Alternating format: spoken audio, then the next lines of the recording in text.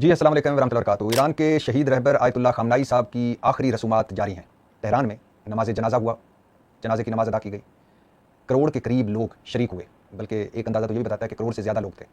लेकिन बहरहाल ये ज़रूर तय हो गया है कि ईरान में इससे बड़ी नमाज जनाजा किसी की नहीं थी इससे पहले। अभी बहुत सारी रसूमात बाकी हैं। आखिरी सफ़र जारी है ईरान के शहीद सुप्रीम लीडर का। जनाजे में कौन कौन शरीक था, किसने नमाज जनाजा पढ़ाई, और अब इसके बाद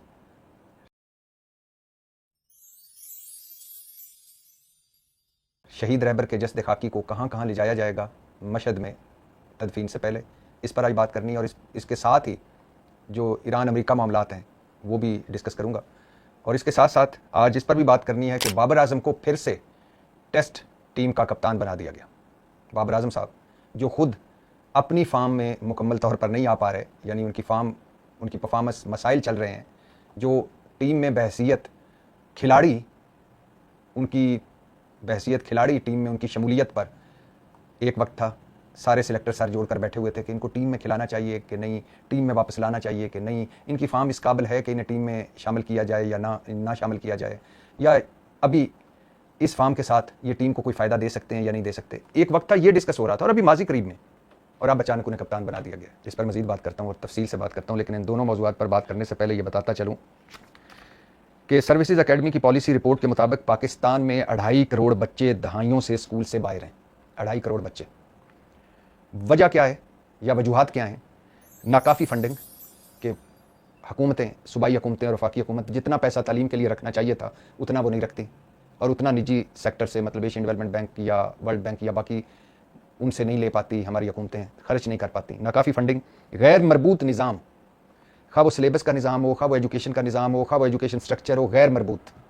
दूसरी नाकामी की वजह। तीसरी, कमज़ोर तर्ज हुक्मरानी या नाकस गवर्नेंस या bad governance, bad performance. Punjab में 96 लाख से 1 करोड़ 4 लाख के दरमियान बच्चे स्कूलों से बाहर हैं। जहाज़ सरकार की बात कर रहा हूँ, मरीम नवाज सरकार की बात कर रहा हूँ। हाँ, ख़रीदा है जहाज़, कर लो जो करना है। मरीम औरंगज़ेब साहबा, सीनियर पंजाब की वज़ीर, पंजाब असम्बली में चंद दिन पहले कह रही थी जहाज़ के बड़े चर्चे हैं, जहाज़ के बारे में बड़ी बातें हो रही हैं। हाँ, ख़रीदा है जहाज़। हाँ, मरीम नवाज़ की मर्सिडीज़ का जो टायर है बदला है हमने। हाँ, हमने मरीम नवाज़ और नवाज शरीफ साहब के नाम पर सरकारी पैसों से मंसूबे रखे हैं। हाँ, हमने अरबों रुपए के इश्तिहारात दिए इलेक्ट्रॉनिक और प्रिंट मीडिया को, अपनी तस्वीरों भरे। हाँ, हमने जगह जगह मरीम नवाज़ साहब की तस्वीरें लगा दी हैं। हाँ, हमने नवाज शरीफ साहब को वीआईपी प्रोटोकॉल दिया हुआ है। हाँ, हमने मरीम नवाज साहब को वीवीआईपी प्रोटोकॉल दिया हुआ है। हाँ, क्या हुआ अगर हम चार्टर्ड फ्लाइट्स में या चार्टर्ड तैयारों में मुल्क घूमे हैं, ब्राज़ील, जापान, थाईलैंड? क्या हुआ अगर हम अपने साथ अपने फेवरेट लोगों को ले गए? हाँ, हमने किया है। उस सूबे में 96 लाख से 1 करोड़ 4 लाख तक के बच्चे स्कूल नहीं जा पा रहे, और वो जहाज़ खरीद रहे हैं, लग्जरी जेट जहाज़। और यहाँ एक सवाल छोड़े जा रहा हूँ, ये स्टोरी ब्रेक करूँगा लेकिन सवाल छोड़े जा रहा हूँ। ज़रा कोई पंजाब का रिपोर्टर, पंजाब का सहाफ़ी इनसे पूछे तो सही, पंजाब वालों से, कि जो पुराना जहाज़ था वो कहाँ है? ये तो नया जहाज़ खरीदा ना 19 सीटों वाला, जो पुराना जहाज़ था पंजाब हुकूमत के पास वो कहाँ है? खड़ा है, बेच दिया है? खड़ा है तो क्यों खड़ा है, और उसकी मेंटेनेंस पर माहाना कितने पैसे लग रहे हैं, और अगर बेच दिया है तो कितने का बेचा है, और वो पैसे कहाँ हैं और किसको बेचा है? ये तो कोई पंजाब के रिपोर्टर किसी को चाहिए कि ज़रा इनसे पूछे, वरना मैं आपको बता दूंगा 1-2 दिनों में। तो वो मरीम नवाज साहबा जिनके अखराजात खर्चने या शाना अखराजात को देखकर लगता है कि पंजाब में कोई तेल और गैस के ज़खायर निकल आए हैं, उस पंजाब में 96 लाख से 1 करोड़ 4 लाख तक के बच्चे स्कूल नहीं जा पा रहे, और बैड गवर्नेंस, बैड परफॉर्मेंस और गैर मयारी निज़ाम के साथ साथ नाकाफ़ी फंडिंग भी इसकी एक वजह है। यानी सब कामों के लिए पैसे हैं, तालीम के लिए पैसे नहीं। और दूसरी पार्टी का सुनते जाइए, भुट्टो वालों का। गुज़श्ता 18 सालों के दौरान एक रिपोर्ट आई है कि गुज़श्ता 18 सालों के दौरान, और ये रिपोर्ट सारी अखबारों में छपी है, जंग रोज़नामा जंग में भी छपी है, गुज़श्ता 18 सालों के दौरान 4000 अरब से ज़्यादा तालीम पर खर्च किए गए। गुज़श्ता 18 सालों के दौरान सिंध में 4000 अरब से ज़्यादा पैसे खर्च हुए, और अभी भी 78 लाख बच्चे सिंध में स्कूलों से बाहर हैं। 12,000 स्कूल बंद हैं, और तालीम गिरावट और जवाल की तरफ है। यानी 4000 अरब, छोड़ दीजिए गिरावट और जवाल, बड़ी तरक्की कर रही होगी, छोड़ दीजिए स्कूल सारे खुले होंगे, छोड़ दीजिए कि 78 लाख बच्चे स्कूल से बाहर हैं। ये कहानियाँ समझिए। 4000 अरब 18 सालों में कहाँ खर्चे गए, किस पर खर्चे गए, और जो जहाँ जहाँ खर्चे गए हैं वो कौन सी जगह हैं, और वहाँ क्या तब्दीली आई? अहम सवाल तो ये है मेरा प्यारा पाकिस्तान। सिर्फ आज तालीम बताइए, करप्शन के हवाले से पाकिस्तान कहाँ खड़ा है आपको पता है? करप्शन रैंकिंग में पाकिस्तान 2025 में 180 मुल्कों में से 136वें नंबर पर था। 2025 में 180 मुल्कों में 136वें नंबर पर हम करप्शन में। गुर्बत में पाकिस्तान दुनिया के गरीब 3 मुल्कों में चौथे नंबर पर है, और हमसे पहले पता है कौन है?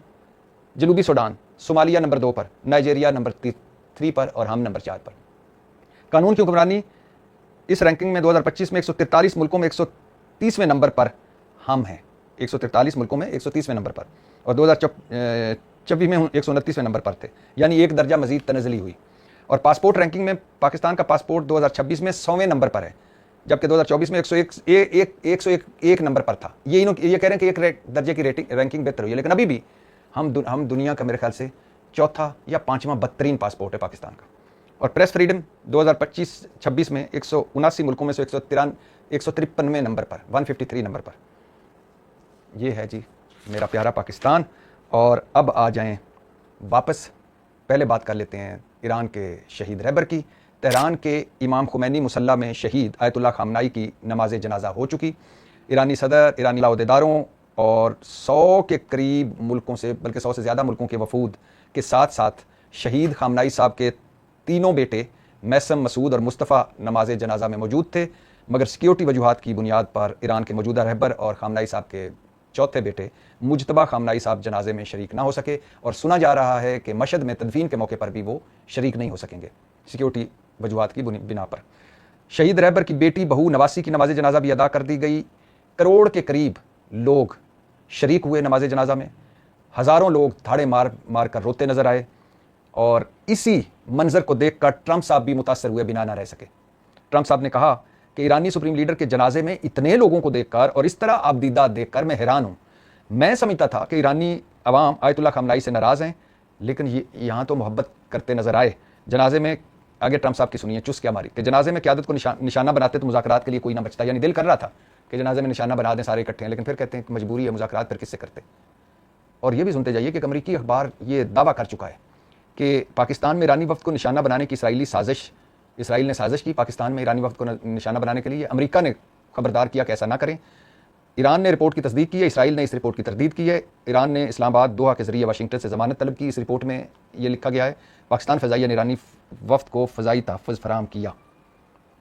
तो ट्रंप साहब कह रहे हैं कि जनाजे में लोगों को इस तरह मोहब्बत करते देखकर अपने रहबर से मैं हैरान हुआ। मैं तो समझता था कि वो नाराज़ हैं, और यही ब्रीफिंग दी थी नेतन्याहू ने 26 फरवरी 2025 या 26 फरवरी 2026 को, जब ये 28 फरवरी को हमला किया था अमेरिका इसराइल ने ईरान पर, और 26 फरवरी को ब्रीफिंग दी थी नेतन्याहू और इनके मोसाद के चीफ और आला हुकाम और अमेरिका के CIA के हेड और नायब सदर और मार्को रूबियो और बाकी सारे भी मौजूद थे, जिसमें नेतन्याहू ने कहा कि बड़ा मौका है, आवाम सड़कों पर है ईरान में लोग तंग हैं इस मौजूदा रजीम से, तो हम मेन क़यादत को मारेंगे और फिर ईरान में लोग सड़कों पर आ जाएंगे, रजीम चेंज हो जाएगा और फिर हम अपना बंदा बिठा देंगे। तो ट्रंप साहब कह रहे हैं मैं तो हैरान रह गया इतनी मोहब्बत देखकर। और ट्रंप साहब की बात हो रही है तो ये भी सुनते जाइए कि ईरान से जंग की वजह से ट्रंप साहब की मकबूलियत 36% पर आ गई है। ये 56% थी, 36% पर आ गई है। ये जंग अमरीकी अवाम के लिए मुतनाज़े जंग है, वो समझते हैं, और महंगी जंग है। 58% इसे लागत के लिहाज से नाकाम समझते हैं कि जितना खर्चा हुआ उतना हासिल वसूल कुछ नहीं हुआ। मुआहदा भी कायल नहीं कर सका अमरीकी अवाम को, और 66% ने मुआहदा मुस्तरद कर दिया है। और नवंबर इंतखाबात में डेमोक्रेट्स को बरतरी है ट्रंप साहब पर, मतलब रिपब्लिकन्स पर। तो ट्रंप साहब मुश्किलात में घिरे हुए हैं, और अगर यही सूरत हाल रही तो अमरीका में रजीम चेंज हो सकता है, और इसराइल में तो यकीनन रजीम चेंज है, क्योंकि नेतन्याहू की मकबूलियत ज़मीन पर है और अपोजिशन नेतन्याहू पर गरज बरस रही है, और नेतन्याहू साहब के पास कोई जवाब नहीं है किसी सवाल का। बस लबनान पर हमला कर देते हैं ताकि अवाम मुतमिन हो, लेकिन बकौल ट्रंप आपसे हर इसराइली नफरत करता है। खैर, वापस आते हैं अपने दूसरे मौजू पर। बाबर आजम को फिर से टेस्ट टीम का कप्तान बना दिया गया है। वो वेस्ट इंडीज़ और इंग्लैंड 2 टेस्ट सीरीज़ में कप्तानी करेंगे। शाहीन शाह अफरीदी, हसन अली, नोमान अली ड्रॉप कर दिए गए हैं, जबकि आमिर जमाल और मोहम्मद अली की टीम में वापसी हुई। उबैद शाह, अली उस्मान और अवैस जफ़र पहली बार टीम में शामिल किए गए हैं। वेस्ट इंडीज़ से 2 टेस्ट मैच खेलेंगे हम, इंग्लैंड से 3 टेस्ट मैच खेलेंगे। और पहले टीम का सुनते जाइए। वेस्ट इंडीज़ के लिए बाबर आजम, मोहम्मद रिजवान, शान मसूद, इमामुल हक, सलमान अली आगा, अब्दुल्ला फजल, अजान अवैस, मोहम्मद अवैस जफ़र, मोहम्मद गाजी खान, ये भी विकेट कीपर हैं मोहम्मद रिजवान के साथ साथ आमिर जमाल, मोहम्मद अब्बास, मोहम्मद अली, खुरम शहजाद, उबैद शाह, अली उस्मान और साजिद खान शामिल हैं। इंग्लैंड के खिलाफ भी यही टीम होगी। अब अलबत्ता अगर सऊद शकील फिट हो गए तो वो इंग्लैंड में टीम को ज्वाइन करेंगे। शान मसूद को हटा दिया गया, शुक्र अल्हम्दुलिल्लाह। 16 टेस्ट मैचों में कप्तानी की और 12 हारे शान मसूद साहब। बांग्लादेश के खिलाफ 2 टेस्ट सीरीज, पहली टेस्ट टीम पाकिस्तानी बनी टेस्ट खेलने वाली जो एक टीम से 2 मरतबा वाइट वॉश करवाया इन्होंने, वो बांग्लादेश। तो शान मसूद साहब से तो जान छूटी, वो है ना, जान छूटी सो लाखों पाए। लेकिन बाबर आजम फिर से कप्तान। अगर बाबर आजम को ही दोबारा कप्तान बनाना था तो पहले हटाया क्यों? और जब बाबर आजम को हटाया था उस वक्त तो फिर भी कम से कम उसमें कॉन्फिडेंस तो था कि मेरी फार्म में मैं बेहतरी ले आऊंगा, कप्तानी भी बेहतर कर लूंगा। अब तो उसको इतना रुसवा करने के बाद, हटाने के बाद, ज़हनी टॉर्चर के बाद फिर आपने कप्तान बना दिया। वो खेत मिट्टी अपनी परफॉर्मेंस के लिए खेलेगा या टीम के लिए खेलेगा, या अपनी परफॉर्मेंस को देखेगा या टीम को देखेगा? अच्छा, मजे की बात सुनिए, शान मसूद 16 टेस्ट मैचों में से 12 टेस्ट मैच हारकर पाकिस्तान के दूसरे नाकाम तरीन कप्तान है। और पता है पहले कौन है? मिसबाह उल हक साहब। मिसबाह उल हक साहब ने 7 साल टीम की क़यादत की, ज़्यादा टेस्ट मैचों में क़यादत की किसी भी कप्तान से, और 56 टेस्ट मैचों में 19 में इन्हें शिकस्त हुई मिसबाह उल हक साहब को। तो और फिर यही मिसबाह उल हक हैं जो असद शफीक और अल्हम्दुलिल्लाह आकिब जावेद के साथ मिलकर और बाकी लोगों के साथ मिलकर इन्होंने टीम पहले सिलेक्ट की। और फिर मीडिया को भी मिसबाह उल हक, आकिब जावेद और असद शफीक तीनों मिलकर बता रहे थे कि हमने नाकाम तरीन, दूसरे पाकिस्तानी हिस्ट्री के नाकाम तरीन कप्तान को हटाया है। और बता, शान मसूद की बात कर रहा हूँ। और बता कौन रहा था? पहला नाकाम तरीन, पहले नंबर पर नाकाम तरीन कप्तान मिसबाह उल हक। ये हाल है। बाबर आजम को हटाया, अब फिर से कप्तान बना दिया गया। यानी वो खिलाड़ी जिसकी टीम में कल तक जगह नहीं बनती थी परफॉर्मेंस देखकर, उसको अब कप्तान बना दिया गया। सलमान अली आगा, वो भी यही हाल। शान मसूद 2-4 इनिंग्स निकाल दें तो वो भी यही हाल। अच्छा, बाबर आजम साहब ने आखिरी टेस्ट सेंचुरी दिसंबर 2022 में न्यूजीलैंड के खिलाफ बनाई। 4 साल हो गए उनको आखिरी सेंचुरी बनाए हुए, और इसके बाद 16 टेस्ट मैचों में सिर्फ 4 निस्फ सेंचुरियों की मदद से 836 रन बना पाए हैं बाबर आजम साहब। और एवरेज पता कितनी है? 27 की। 27 की एवरेज है। 4 साल पहले एक सेंचुरी बनाई थी, और पहले टीम में भी जगह नहीं बन रही थी, और उससे पहले कप्तानी से हटाया गया था, अब फिर कप्तान बना दिया गया, और 2 टेस्ट सीरीज का, वो भी इंग्लैंड और वेस्ट इंडीज। और ये हमारे इस पीसीबी का या पाकिस्तान क्रिकेट बोर्ड का या हमारे क्रिकेट का या हमारे क्रिकेटर्स का, ये सिर्फ एक जगह पे नहीं, हर शोबे यही हाल है। अभी तालीम का बताया था, सवा सत्यानाश और बुरा हाल है। आज़ाद जम्मू कश्मीर में देख लें हमने मामलात को किस तरह मिस हैंडल किया, बलूचिस्तान में देख लें हमने मामलात को किस तरह मिस हैंडल किया, खैबर पख्तूनख्वा में देख लें हमने मामलात को किस तरह मिस हैंडल किया। मुल्क में देख लें पाकिस्तान तहरीक इंसाफ को लेकर, अपोजिशन को लेकर, मीडिया को लेकर, अदलिया को लेकर, नैब को लेकर, इलेक्शन कमीशन को लेकर किस तरह मामलात को मिस हैंडल किया गया। सिर्फ इधर रोना धोना नहीं बनता, हर फील्ड में यही हाल है। और तभी तो हालत यह है कि नाकाम तरीन, पाकिस्तान की तारीख का नाकाम तरीन कप्तान मीडिया को बता रहा था कि मैंने अपने से बाद वाले नाकाम तरीन को हटाकर अब उसको कप्तान बनाया जो जिसकी परफॉर्मेंस का भी मसला है, और कल तक जिसकी टीम में जगह भी नहीं बनती थी, और जिसको हम हटा चुके थे कि वो अच्छा कप्तान नहीं है। ये हाल है। इसलिए तो कहता हूँ कि ऊपर से नीचे तक हम लीडरलेस लोग हैं, ना लीडर ना कौम, हजूम ही हजूम।